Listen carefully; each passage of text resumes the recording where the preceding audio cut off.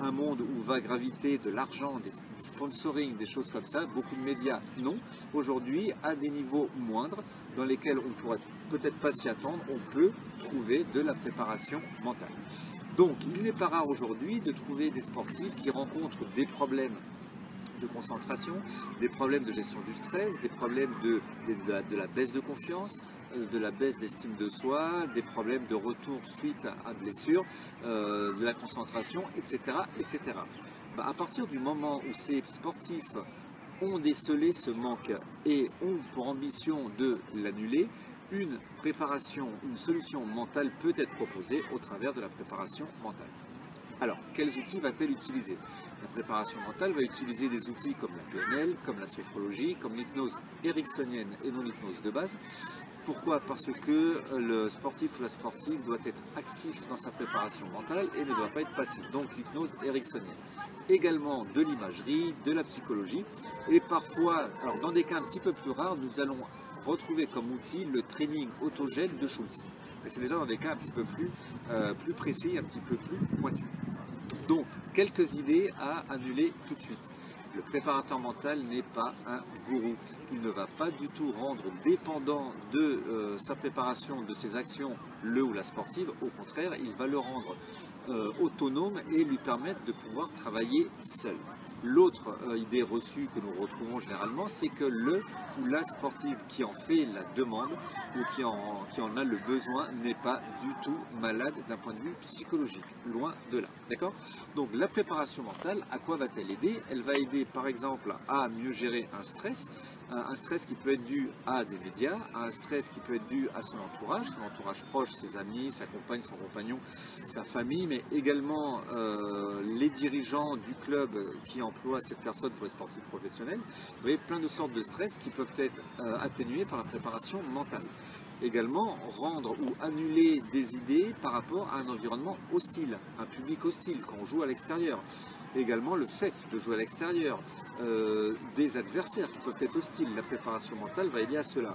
Bien entendu, elle va aider à avoir une meilleure concentration, un meilleur niveau de concentration, surtout et également d'avoir un système hormonal qui va être efficient dès le départ si la préparation mentale est bien faite avant l'effort.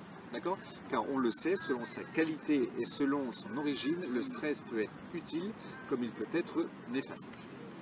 Donc la préparation mentale va aider le sportif ou la sportive à avoir un niveau de performance supérieur à celui qu'il aurait eu s'il n'avait pas utilisé cette fameuse préparation.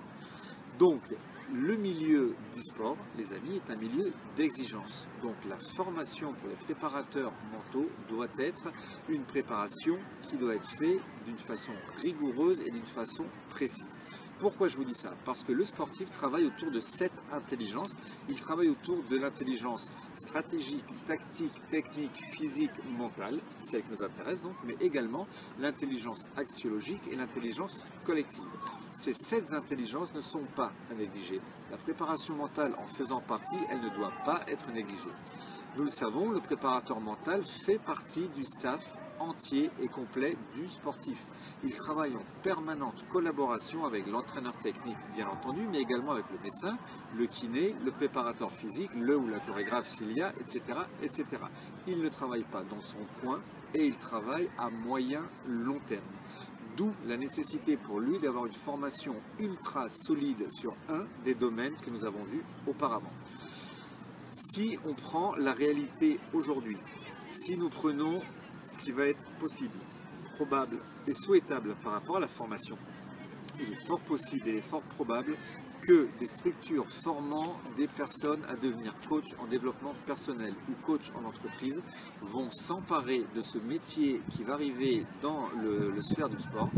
Ils vont s'emparer de ce métier et ils vont vouloir faire de la formation en faisant un copier-coller de ce qu'ils font déjà en développement personnel ou en entreprise, mais on va y ajouter quelques heures de sophrologie, quelques heures d'hypnose, et puis comme ça on va décréter que des gens sont des préparateurs mentaux.